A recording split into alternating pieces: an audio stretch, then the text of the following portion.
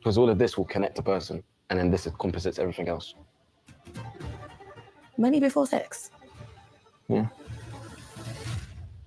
For him, it's looks and sex is the last thing on a man's mind. On a man's mind, looks. Hey guys, welcome to Little Black Book 91. Whew, baby, listen, we're going to give you a deep breakdown of what happened on Married at First Sight, Season 10, Episode 9.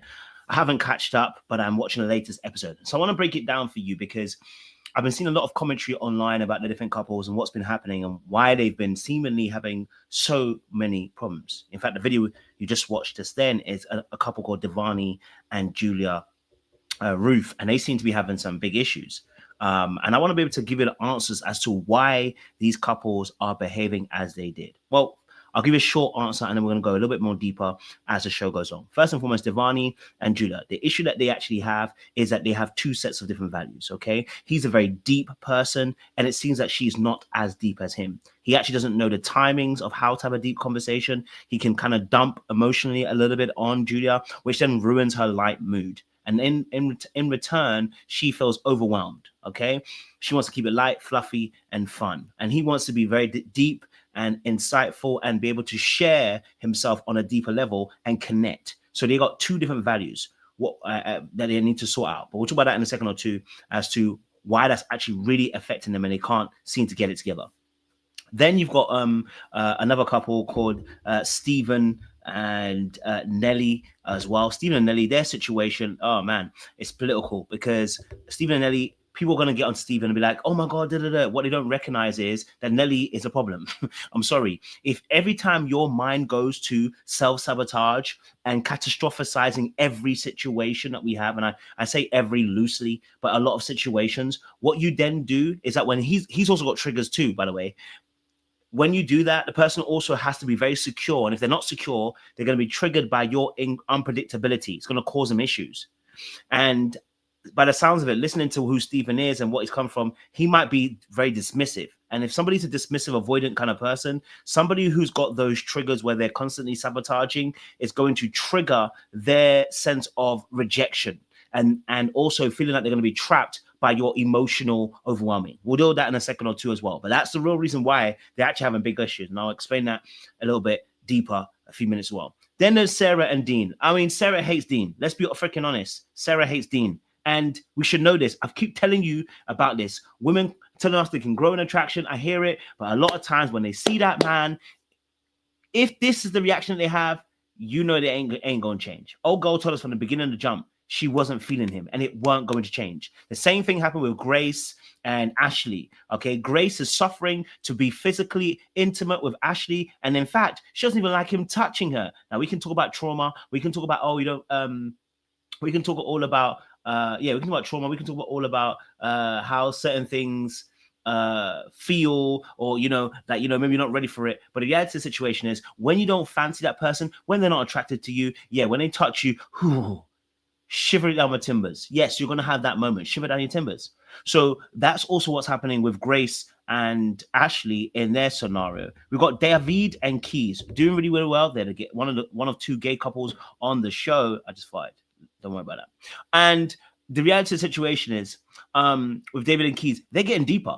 They're getting emotionally deep. I loved it. They're getting emotionally deep out there. They are asking questions. And David is somebody who's very emotionally connected. So he's trying to bring Keys, who's a bit more dismissive, out of his shell and out of the I'm boxing myself in. I don't like to talk about my stories. So I love that they're working together. Then we've got another couple called Maeve and Joe, okay? The way I've learned these names, I don't even know how I've done this already. But Joe and Maeve, their situation is another person who also has self-worth issues. Maeve doesn't believe that she is as amazing as anything. And what that does is that her self-worth and self-esteem issues start to play a role in the way that she handles compliments and somebody loving and doting on her. And actually then it turns into a form of rejection on her partner. Okay, so that's an issue that they had to work through as well, which was really, really powerful. Okay, then we also have another gay couple, Leah and Lee. Leah and Lee. That couple. Okay, let's be honest. Leah Sorry. Kashkotolabada. Lee. This because I'm saying it sounds so familiar. Lee is used to butch men. Sorry, butch women. Apologies. I don't know if that's the right term. I don't know if I can even use that word. She's used to masculine framed or masculine presenting women that she dates. And Leah is not that type. Leah is very cute, pretty girly as well, right? And Lee's not like that. Lee's like, nah. I need my girl to be more masculine presenting, and that's been an issue of the attraction piece. But beyond that, also because Leah also felt some type of way about Lee's behavior, she also then started doing some games with Rebecca. She's very smart, she's very clever, but it's manipulative. She then used a third wheel, which was Rebecca, and used Rebecca against Lee. Okay, and now Lee was like, I felt a little bit jealous, and then they suddenly kissed. And I said, this won't last long. Okay, right? This won't last long. So it's interesting, you know what I mean, to see how they move in that particular space, right? Who else? I want to make sure I don't miss anybody off this. Well, Paul and why have I forgotten her name? Paul and old girl. What is her name? It'll come to me. Paul and why has your name gone up my head? Paul and Anita. Thank you. Paul and Anita. Okay, so Paul and Anita, their situation. Yeah, Paul is just somebody who says, I'm not going to blame Paul along the way. He said actually that he willingly volunteers information where she wants to be asked. Her being asked makes her feel like he actually wants to engage with her. But him having to ask makes him feel like she's pulling from him. And so this is where two people are actually fighting each other on what it means when a certain action is done. And so I can understand why both parties are struggling in that particular area as well. So that's another one. And the last couple is the last couple that we have to talk about today is, I think that's it actually. There's one more couple. I know there's one more couple and I can't figure their name. I think that's it. Okay. Rebecca and Bailey. Okay, and then I'll break down all couples. Rebecca and Bailey, they started off. I didn't watch all the episodes before now, so I only know what I saw. First of all, what they showed us in this episode was a great example of what creating a safe space seems like. Okay, I did watch a bit of the past episode, and I saw that of it. Saw with Rebecca. She is used to alpha quote males. Basically, when people say they're used to alpha males, what they really mean is toxic men. Okay, you're used to toxic men who take a dominant stance, who don't necessarily consider you. Let's be honest. You want somebody who's assertive, not a problem at all, but he has golden retriever energy. I don't know. I mean, I don't mind being. I don't know. I don't like being called golden retriever. I always feel like that. I always feel that's an insult. But golden retriever energy versus black cat. She's somebody who's a black cat, which basically just means you're unavoidant. And this rephrasing of it, a black cat. No, darling, you're an avoidant. I don't like to be caught. No, you don't like to be emotionally close. I need my freedom. No, darling, you don't do emotional intimacy very well. Let's stop reframing it and repackaging it and trying to make it sound better. You need to learn how to be emotionally intimate. You need to learn how to be open. You need to learn also how to be able to have conversations on an emotional plane and stop this nonsense, black cat, golden retriever energy. Usually when they say these things, it ends up, anyway, let me keep quiet. Those are the couples, but let's break them down little by little and give you guys a bit more deeper insight into what happened. So let's deal with my first couple first. You know, the black couple, we've got to deal with them first, baby. Okay, Devani and Julia. You want to know what's going on with them? Let me break it down to you what is actually happening with this couple. Sex was the last thing on a man's mind. Come on. Okay. Sex was Okay, let's break down what I believe is going on with Divarni and Julia Ruth. I totally understood where she was coming from when she said, okay, sex is like at the bottom of the list when it comes to a man's mind. I actually understood what she was saying, right? I could get it because sex ain't gonna be at the bottom for me, okay? But I hear what she was saying in a sense of, because I think she needs more reassurance than she actually recognizes. I think she places a lot of value on her looks externally, and that usually maybe she gets away with stuff in terms of like being able to maybe not connect as emotionally as well as she needs to, right? Like the physical is usually a lot more of the work that shows that they're connected to somebody. Whereas we're seeing with Divarni, he's not so much that way. And I think because they've had some clashes in the past as well, what has happened is she needs to prove through this physical connection that this man wants her, likes her, etc. And that will make her feel safe. The problem with that is she's just kind of misinterpreting it. What she needs is reassurance. Okay, what she needs is reassurance that he wants her, he likes her, and he wants to be there.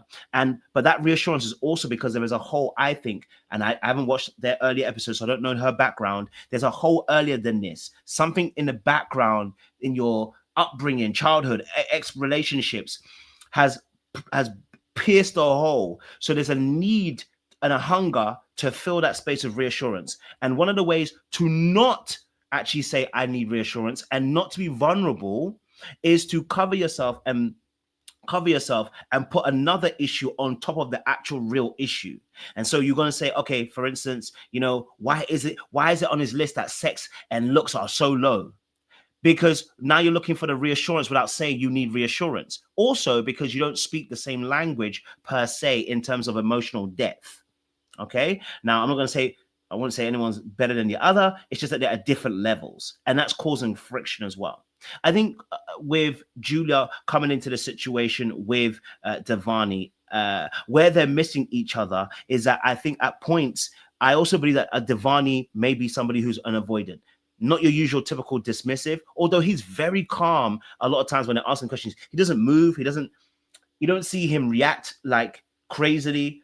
He can sit down and just be quiet. He won't necessarily attack until his back's against the wall. And obviously I watched a little bit of the past episode, and what we did see was him that there were several arguments and spats that they had where he went after her. And I think that is typical of somebody who's a fearful, avoidant male, right? Who is insecure. When I say insecure, they're both insecure, by the way.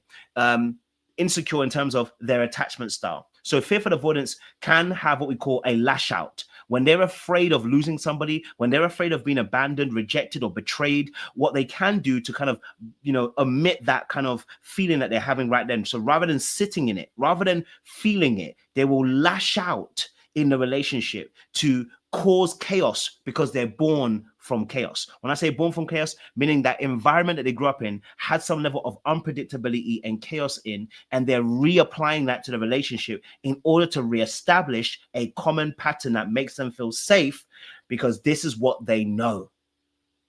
Love has to hurt. But there's some other dynamics within this too, right? Devani has started to share some deep things, but he quote unquote shared too much with her and she felt overwhelmed. And he shared a lot, and she said they both kind of agreed that he went on and on and on and shared a lot.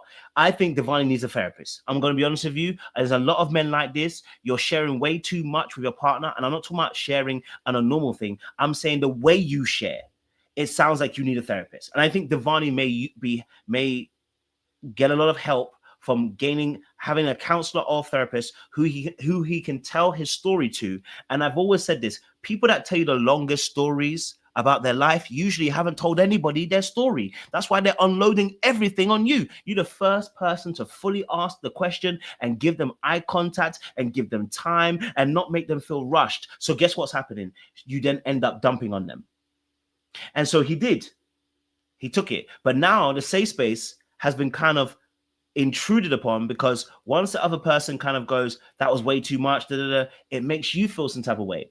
So there is a real conversation about aligning here, how they want to move. In this latest episode, they were discussing their value systems in the relationship, and they were vastly different. My 6 was 8. Sex and looks is important to me. Look at their sheets. Okay, sex number 4, here's his number 8. Okay, looks is very high for her too. Okay.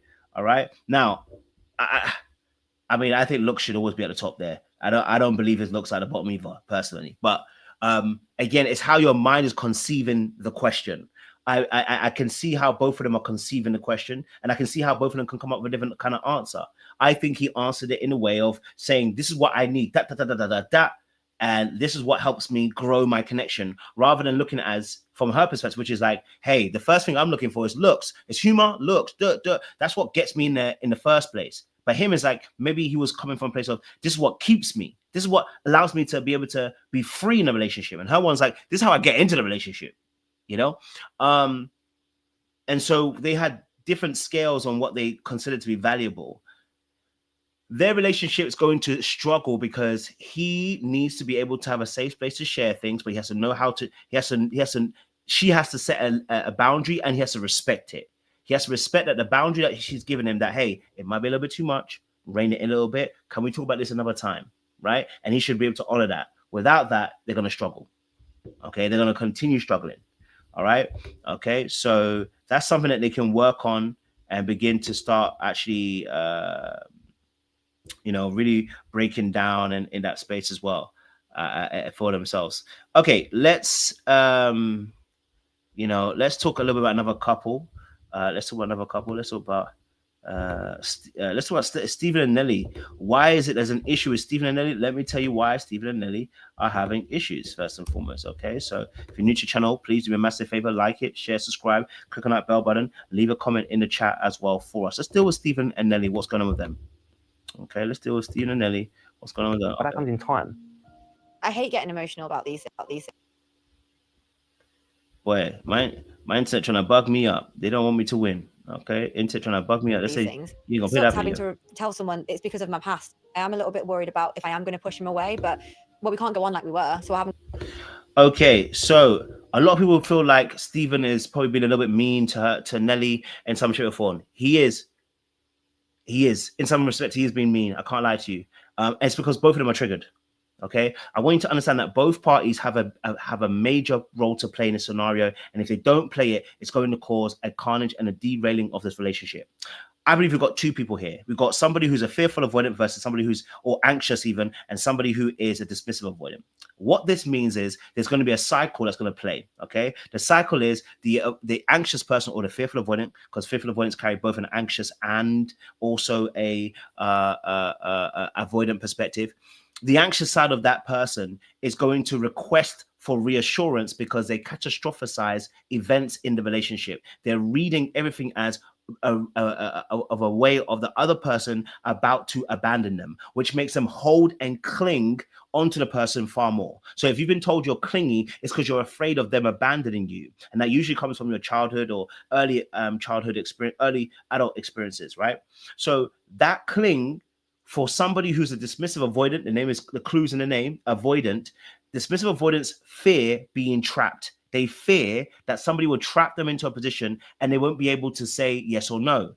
And that really comes down to the way they've grown up in their own childhood. Usually there's been a stripping of the power of them being able to rely on anybody or be dependent upon everybody. So they've been taught from early, be hyper independent. You have to learn how to make your decisions early. You have to know how to get it done. No one else is going to do it for you. And so what that births is a level of pride and a level of isolation and a level of hyper independence where you are relying just on you. So whenever somebody impedes on your hyper independence, whenever somebody impedes on your ability to have some level of freedom or autonomy, you are now going to push back on them, and you are going to create what we call emotional distance between you and the other person. So every time that our good sis Nelly starts having a little bit of a spiral, what she's really signaling to him is, you know what, I'm going to be real clingy, and you know what, you're going to be the temperature gauge. And the one thing a dismissive avoidant doesn't want is for you to start leaning on them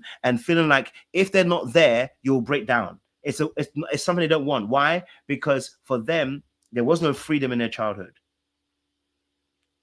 And when I said no freedom, I should rephrase that.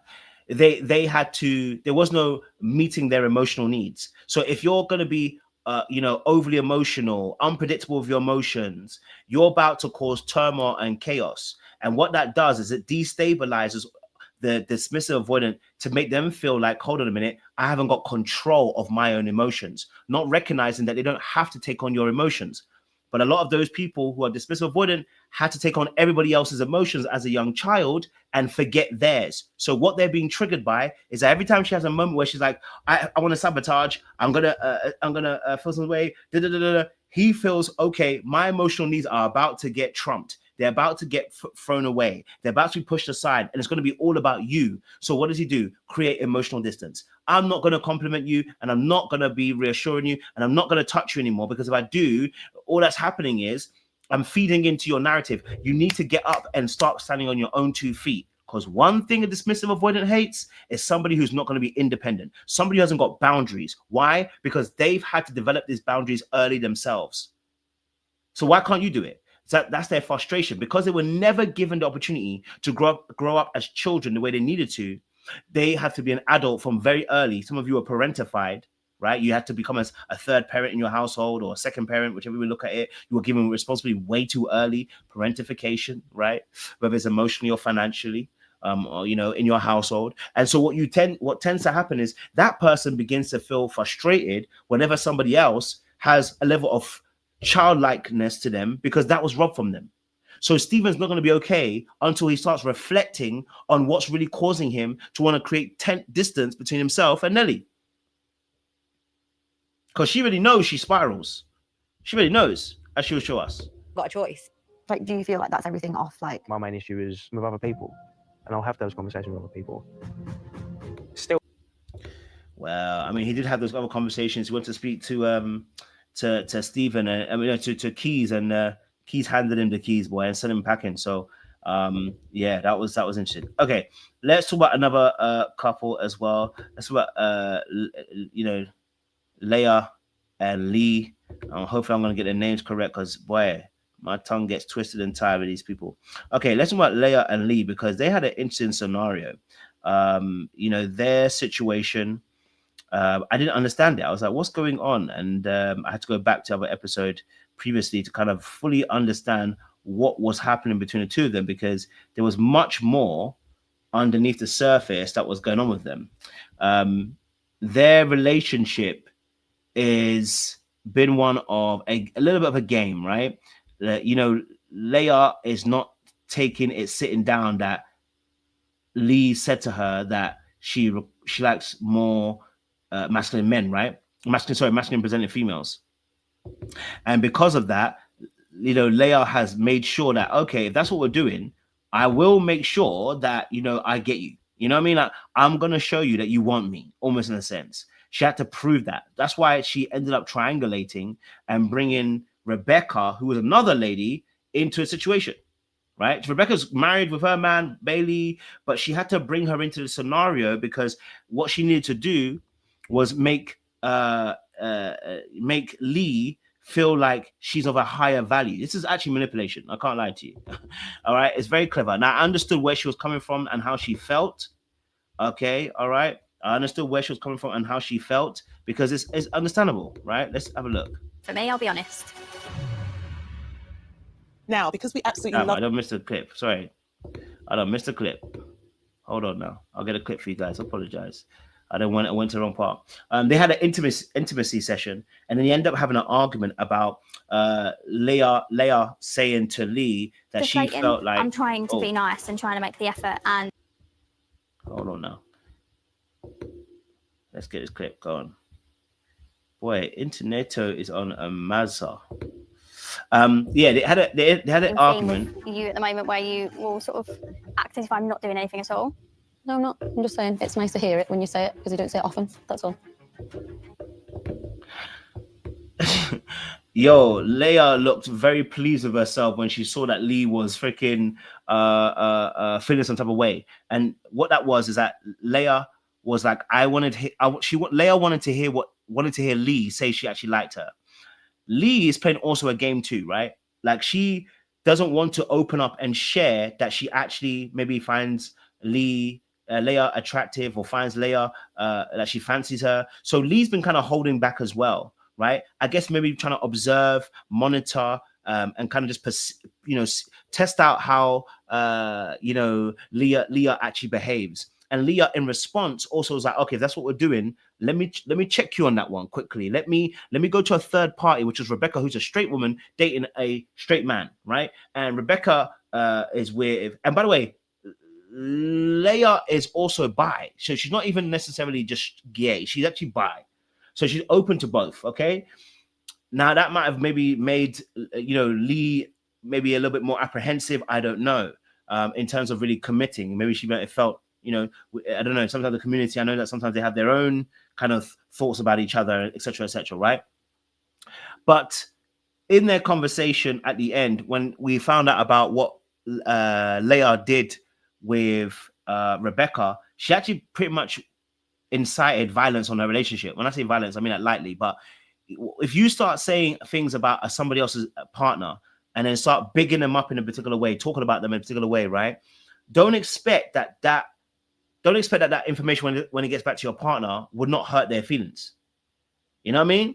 So I was like, but she was very smart and clever and used Rebecca and played off it and incited things when really I knew there's nothing really there in order to get Lee off her square. And then finally, what it did lead to is that Lee then ended up kissing Leah. So it actually did work, right? So now we're going to see what's going to happen from here on outwards. Is it going to always be manipulation? Okay. Is it always going to be manipulation from Leah? Are you going to always manipulate to get your way? She's going to have to really pay attention to that, because you want someone to like you for you liking them, right? You don't have to play this game. So Lee also too withholding tells us there's something about intimacy that Lee also finds a struggle with as well, right? And there's something with Leah also too, because like she operates in the masculine energy, which is fine, nothing wrong with that at all in this instance. But if you start manipulating, yeah, you're going to cause your long-term issues. Some might call it smarts, could call it that, but I would call it, you have to be very careful manipulation. It easily spirals out of control, Okay, cool. So we'll leave them. Let's get to another couple that were on the show as well. David and Keys. Let's talk about them. Now, I've always said this. Sometimes people are congratulating Keys. I haven't seen what happened with Keys and Nelly. I haven't seen a clip, so I don't know what really happened. But when they were explaining it, I want to be very honest with you. I couldn't back Keys. I was like, you have to be. My thing is like, okay, I didn't see it, so maybe it didn't mean what he meant, right? But I think it was quite clear. I was listening and I was like, I think it was quite clear. When people start forcing people to make a compliment, to say a compliment, right? And even if you didn't directly direct it to him, of course you can impute or you can infer something to somebody. So you don't necessarily have to say, oh, I said, no, you are inferring. Right? There is nothing wrong with nothing wrong with Keys encouraging Nelly. He should. No one should feel down and you just lead them to it. No, and Keys did a great job of uplifting her. What I would say is whenever we start trying to force people to say something or trying to get a husband to move, it don't really work. You know what I mean? Let them figure it out. And whenever we start jumping in people's relationships in this manner and in this way, it's gonna be a problem. It's gonna be a problem. Now, do I think Stephen has some work here? Yeah, of course. Now, he said he complimented her at the beginning of the night. I don't know if that's the truth or not. I'm not sure. But he said he complimented her at the beginning of the night. And then, obviously, when she came in, she was still feeling down because of something else that happened. I was looking at going, I don't want Keys to get caught up in the travesties of other people's relationships. Don't get caught up in this season, being caught up in that relationship. Oh, Stephen did compliment her. Yeah. So again, this is what I'm saying to you. Like, this is why I said don't get caught up. You see, sometimes you will get caught up in somebody else's relationship and you'll get burnt. And everyone's clapping. I saw on Twitter, everyone's clapping Keys like, yes, you did it. You did your thing when you told him, I can't help your perception. Now, I don't know if I misread it. Maybe I misheard what you were saying. I don't know if they're alluding to the fact that Stephen was saying that that Stephen was saying that that maybe Keys wants her or whatever. I don't think that's what he was alluding to. So I was confused as to what he meant by the perception, because if you're making comments about me not complimenting, or making comments about your husband should be complimenting you or something like that along those lines, or you infer it, that's not my perception. You've inferred it. You know what I'm saying to you? So when I saw that, I said, and I can see the way that David is looking at it, I'm like, it's going to be interesting. Okay. So David and Keys. I will say something though. I loved their exercise. Really, really good. I love the exercise. Was amazing. When you get in your head and overthink things, most of the time it's a non-problem, it's a non-issue. I can work on. You notice how both of their body language is kind of tense. It is tense because the conversation's tense. I can't lie to you. But you notice how their body language they were both here.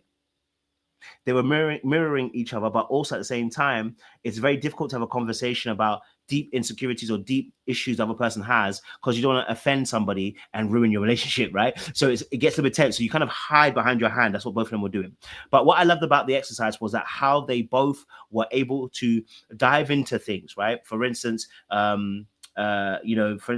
David asking questions for Stephen and Stephen having to answer questions about David and saying things that three things he wants to see change, right? A very productive conversation, very safe, but also as well, very enlightening and also opening up like a flower because we know that with Keys, he struggles with the deeper emotional conversations. As soon as he gets to that place, he starts making jokes. He starts making, comments that are inappropriate, right? Because he doesn't want to be in a place of vulnerability. But we're starting to see on one or two occasions, like I saw in the very first episode and the second as well, is how Keys is coming out of that space with the help of David. The questioning, the conversation, the safety that David is offering. How is he doing it safely? Well, whenever you want to create a safe environment for someone to share, first and foremost, you create an environment of non-judgment, number one. Number two, we're not trying to rush you to share. Number three, we also understand it can be very difficult. So, we want to validate how you feel, right? We want to acknowledge and honor how you feel. We don't want to just squash you and push you aside. We acknowledge that some of these things for you are very deep as well, right? We give you time to finish your thoughts. We ask quality questions to find out more about you. Okay, and that's what I loved about David and Keys, and I think they're going to do so well if they continue in this vein and this fashion. But of course, we know that Keys' energy is a little bit high, and they had another conversation about acceptance. That's another thing about emotional safety. Keys not feeling, always felt like he had to perform, and so now finally he's found somebody who's not seemingly making him perform. If anything, he's telling him to tone it down a little bit. And that's wonderful when you're in a relationship where someone can accept all of you for as you were. That doesn't mean you don't change. That doesn't mean you don't grow. That doesn't mean that you don't adapt. That doesn't mean you don't modify certain behaviors. No, but they accept you as a core as you are. And that's what I love with David and Keys as well. They seem to be doing that quite well in their relationship as well. Okay.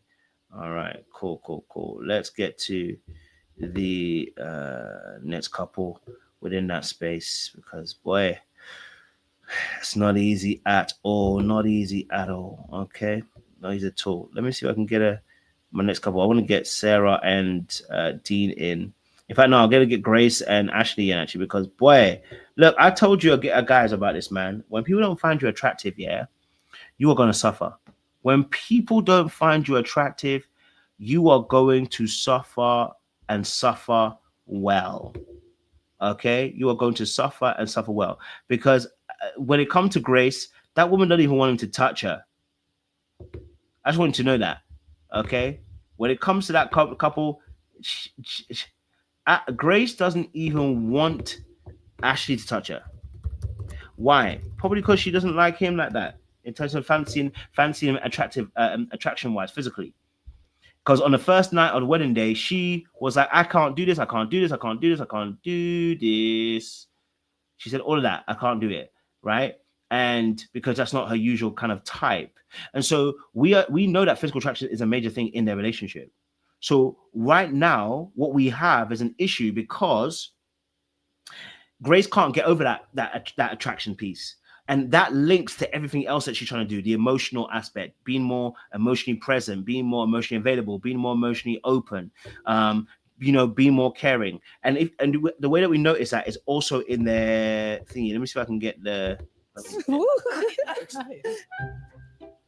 Nice. That's the wrong couple. Hold on now.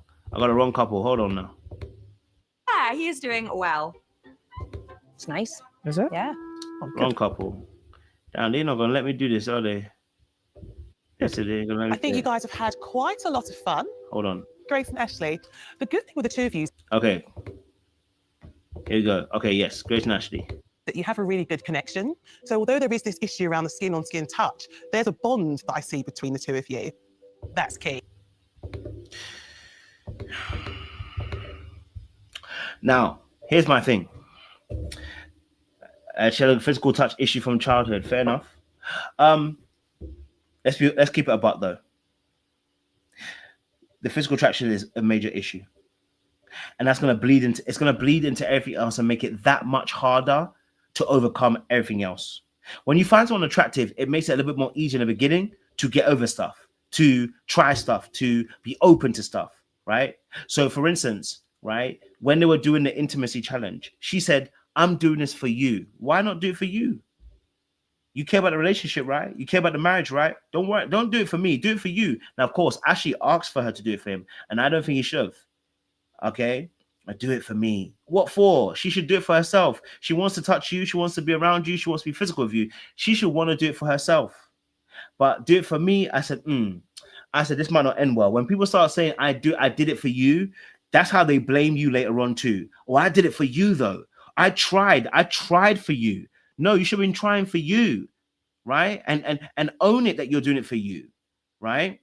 Rather than saying, no, I'm trying it for you. I'm trying to do it for this. I want to make sure that you're happy. And so we're like not prioritizing ourselves, we're prioritizing other people.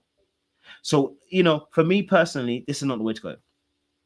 We need her to be like, I'm trying this because I want to try this. I'm trying this because I want to pursue more of our relationship. I'm trying this because I want to see us grow. Rather, it's like, no, I'm gonna do it for you.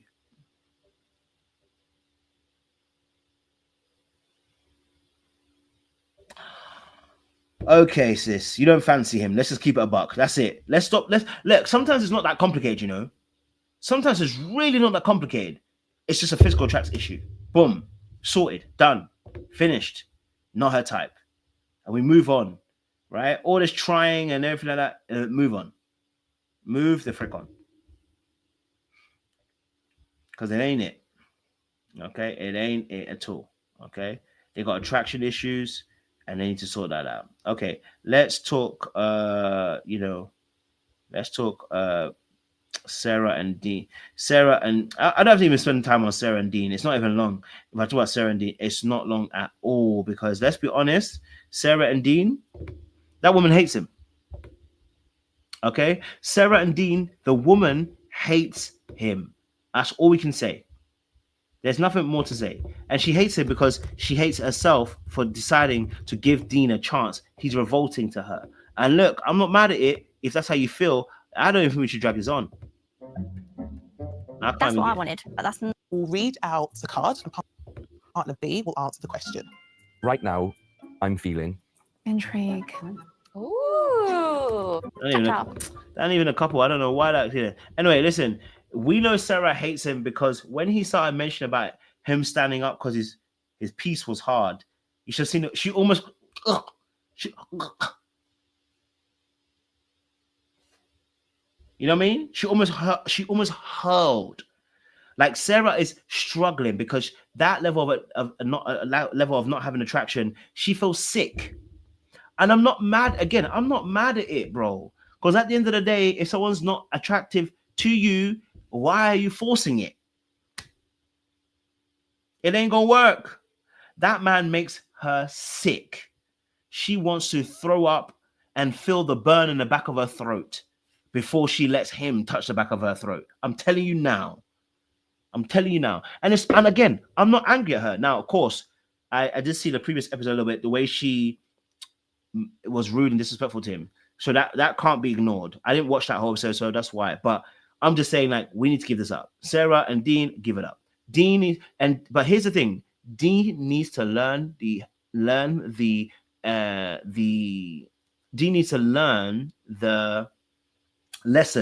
today.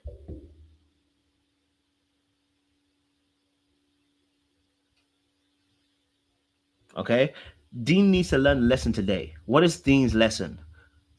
Exactly what Leah said to him: stop pedestalizing women.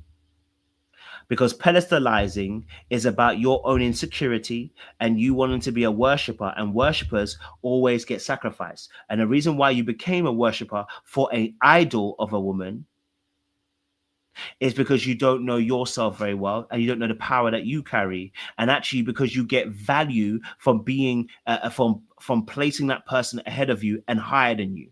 You find your value in serving the god, quote unquote, to speak in this scenario. And so you pedestalize that woman because you're afraid of being abandoned, you're afraid of being rejected, you're afraid of being betrayed. So you've pedestalized her in the hopes that she would stay. My friend, it's ugly, it's unattractive, and it's a losing game.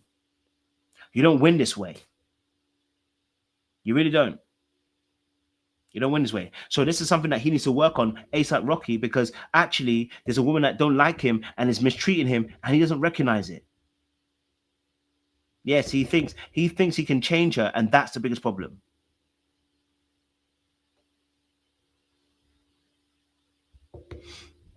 He's got to let it go. He's got to let go of that idea that you can change them. That level of codependent behavior where it's like, that level of Superman complex where you think you can save the person and change them and they can be very thankful for you. It's ego rooted, based out of fear. Ego rooted out of fear. You know? And we know that Leah likes Dean because in the very first episode, she said Dean is such a nice guy. Right, so she's looking out for him. And again, nothing wrong with that. So all their problems are coming from the fact that she wants to hurl when she's exited. Now, she got cussed out last episode. That's why she's behaving a bit better. But she wants to be sick when she sees that man. I'm telling you, she wants to be sick. Like, she wants to actually throw up. Now, I'm going to end on this couple. I know I haven't done all the couples, but look, I ain't going to do all of them. You know what I mean? Like, there's not all of them need to do. Okay? I want this couple here because this was an amazing scene here. Shout out to Paul with the great work as well. He did some amazing work with this couple here, and exactly what we need to be seeing on our screens more regularly. We saw Maeve and Joe, and I think this is a really powerful scene. The reason why Maeve and Joe are very powerful is because of what happened in terms of how he spoke to her. Yeah. Maeve, you have this story going on in your mind that you are not good enough. And the more you take in these compliments, what's going to happen to that negative script in your mind? It's not going to be negative anymore. It's going to be positive. It's going to be positive. Love it. So Maeve and Joe, what's the problem? Maeve's issue is she's low self-esteem. And I know she said about her ex relationship. I think it goes deeper than that. I think it goes deeper than just your last ex relationship. I think there was a breach well earlier than that because there's a lack of foundation of building blocks to get yourself to that position. When someone gets that place where she's at right now, it can be a last relationship. It can be. The last relationship could be very taxing and very breaking of you.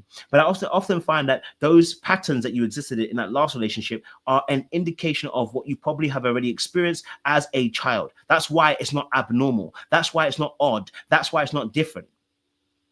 So when you see Maeve and Joe, when she's struggling to take compliments from Joe, what she's really hearing is, I don't want to accept this because it's not my level. I don't agree with these compliments. It can't be me that you're saying that to, because her whole self-worth has been robbed. Her narrative in her head is, I don't deserve good things. I don't deserve good people. Her narrative in her head is that these people that are loving me or caring about me, they will also eventually abandon me and they'll also eventually leave me. So there's no point accepting your compliment, because if I accept it, then I can start relying on your validation. And if I start relying on your validation, if you do leave, then I'm back to square one once more again. So I can't let you in. I can't. It's too dangerous right now. And so for what we're seeing with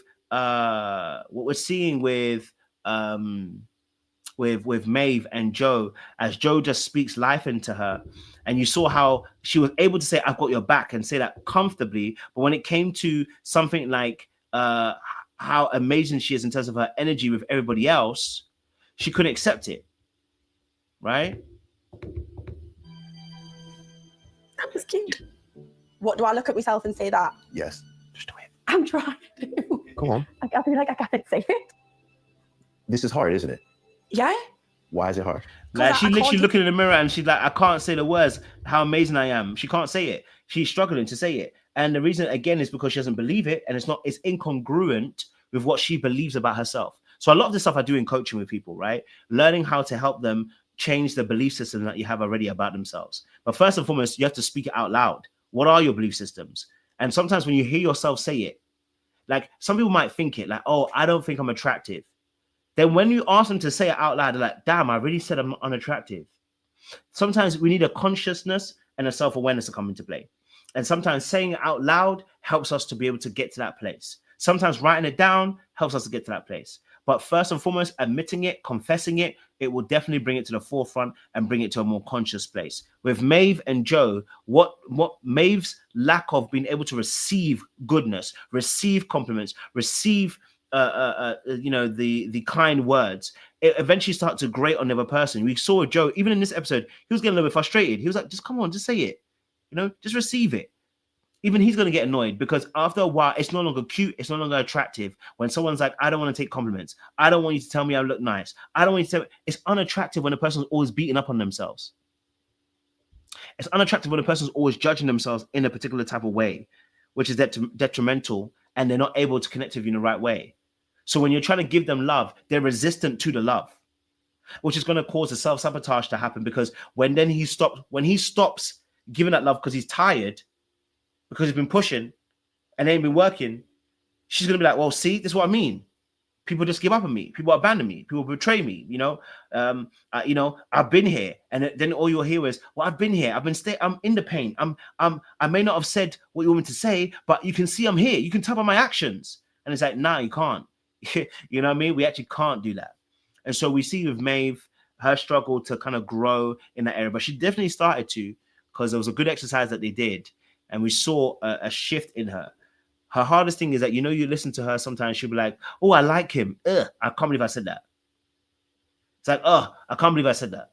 I can't believe I'd said that I liked him. So the inability to even allow herself, this is what we call emotional safety. And we talk about this in coaching, about how at points, people are very harsh critics of themselves. They're so harsh that if they were to say the same things to somebody else, they wouldn't turn up, they wouldn't want to be in your space. So the things you're saying to yourself are very cruel and very unkind and nasty, quite frankly, to yourself. So how can the best you show up when the words you say are unkind and the thoughts you have towards yourself are unkind? That's Maeve. Okay, and that's usually associated with anxious or fearful avoidance, who tend to have a very low esteem of themselves but a higher esteem of others, or if they're fearful avoidant, low esteem of themselves and low esteem of other people. But she has a very high esteem of Joe, which probably means that she actually feels like, you know what, he's a great guy and I'm attracted to him. But she put herself down by saying, I don't even think I'm worthy of him, basically. I mean, that's something that she has to work on, because it will tarnish and break the relationship. The inability to receive love puts him in a different position. Men want to give love. It's why the Bible says, husbands, love your wives, whereas wives are to respect their husbands. Women are to receive the love from a man. The man's supposed to give that out. If I can't give that out, I meet a brick wall. It then feels very much like I'm not needed. And eventually, I'm going to get tired and I'm going to go my way. But look, my time is up. I've said all the couples I wanted to say. But yeah, we'll be back here tomorrow night, I guess. I will shorten it now. I know the couple's a bit better. But make sure you guys like, share, subscribe, click on that bell button for notification of uploads. We appreciate you. Stay locked. Slowly. We'll see you again soon.